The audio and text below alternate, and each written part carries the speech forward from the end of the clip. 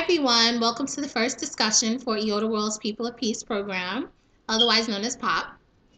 POP focuses on expanding the dialogue and practice of a culture of peace, something which we'll be exploring today. This is actually the video version of what was to be the live discussion, and so we're posting this in a series of videos for you so that you can digest the conversation on your own convenience. And you can also feel free to let us know your thoughts. Please feel free to comment, and we would love to continue the conversation, including in future POP sessions. My name is Alicia Flood. I'm the Executive Director of Iota World, and I will be facilitating throughout the POP program. Over the next few weeks, you will be able to discuss with us nonviolence as well as women as peace builders. In an effort to challenge your own ideas about peace, we want to build your knowledge about the culture of peace, and we want to inspire you to connect the culture of peace to your daily life. You can also expect that I'll be recommending some resources for you that you can continue to feed your curiosity towards peace for. Since this is our video version, we will also be posting POP session notes, which is something that we do anyway when we have a live session as well. So you'll be able to have access to those resources that are links that we give.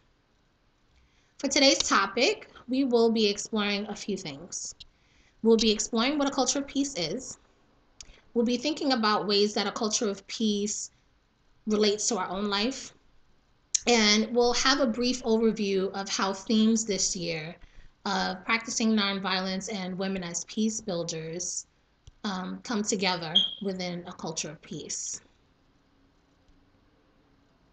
So let's set up a working frame for what a culture of peace is.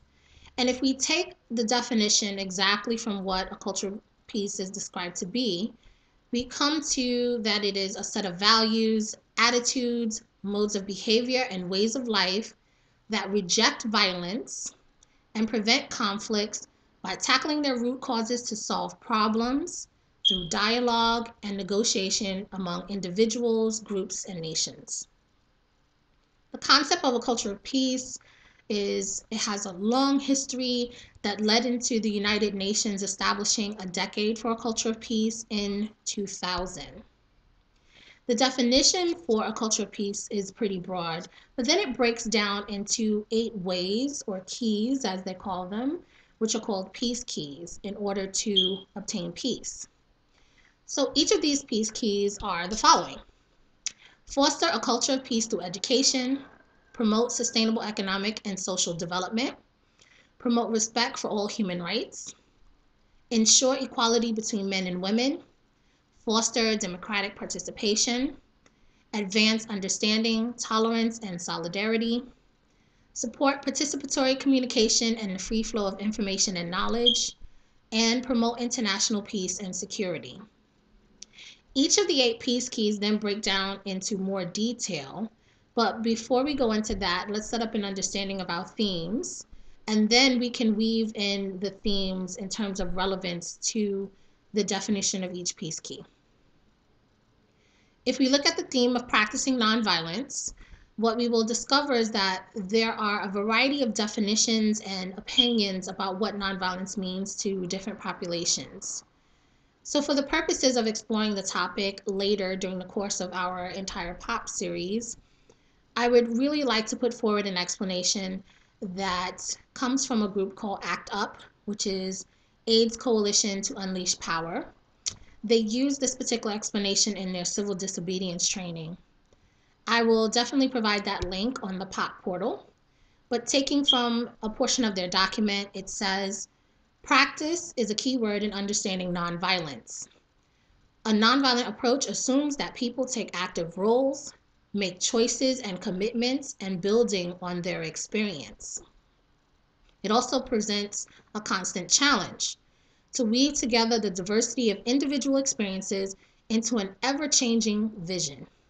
There is no fixed, static definition, as they put it in quotes, of nonviolence. Nonviolence is active. Although to some the word nonviolence implies passivity, Nonviolence is actually an active form of resistance.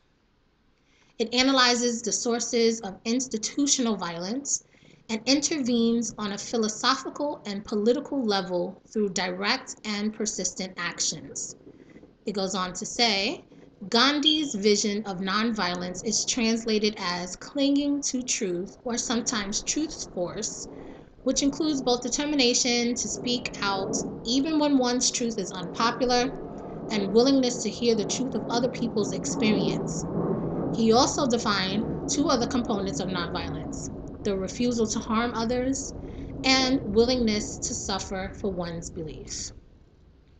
That is a really thorough explanation, and we're going to definitely explore that throughout the program. And we want to get your thoughts about these themes. So that's the first theme that we have. The second theme that we have is women as peace builders.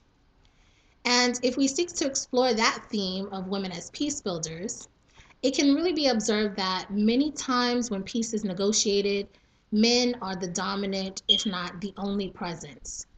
Yet on the ground, women are often working behind the scenes to secure these peaceable spaces, and they're actually negotiating all the time. They're just not always in the spotlight. As an organization, IOTA World, we generally think that it's important to highlight contributions of those not often focused on. And for the theme of women and peace builders, we will seek to focus on the contributions, the challenges, and strategies of women peace builders. What do you think about the themes that we've put forward? Can you see any connections between the two themes? Join us for the next part of our video that will explore weaving the themes into parts of the culture of peace via the Peace Keys.